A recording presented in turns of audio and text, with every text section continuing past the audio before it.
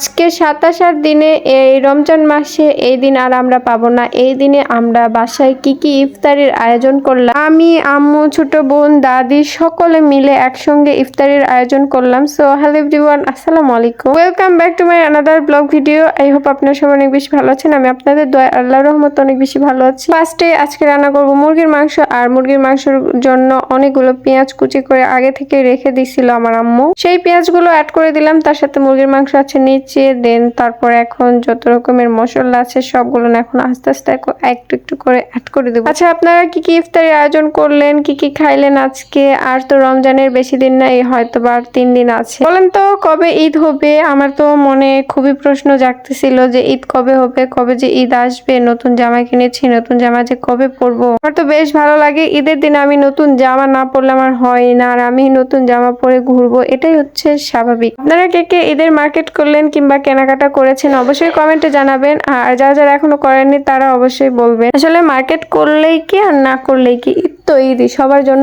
আনন্দ, সবার জন্য অনেক মজার একটা দিন। এক মাস রমজান মাসে রোজা রেখে এই যে ঈদের যে আনন্দটা আছে না, এটার কোথাও পাওয়া যায় না। আমার খুবই খুবই ভালো লাগতেছে। আর ঈদের দিন যে কবে হবে, কবে যে ঈদ আসবে, আমি এটাই খালি ভাবতেছি। আপনারা কে কে ঈদের জন্য অপেক্ষা করতেছেন তারা অবশ্যই আমাকে বলবে। আমার সবগুলো মশলা অলরেডি হচ্ছে মানে দেওয়া শেষ, তো এখন আমি এটা হচ্ছে একটু ভালো করে নাড়াচাড়া করে নিলাম। আজকে হাত দিয়ে অ্যাড করলাম না, সবকিছু অ্যাড করে দেওয়ার পর সামান্য কিছু পরিমাণে পানি দিলাম। তো পানি দেওয়ার পর এখন এই প্রেসার কুকার হচ্ছে সুন্দর করে ঢেকে দিয়ে জাল দিব, জাল দিলেই হয়ে যাবে। আর মুরগির যেহেতু ডিম ছিল, তো এই ডিমগুলো খাবো আমি।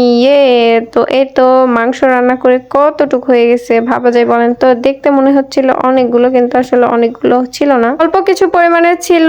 আর এইদিকে ইফতারির সময় হয়ে গেছে, তো আগে মুরগির মাংস দিয়ে আমি ইফতারিটা করে নেই।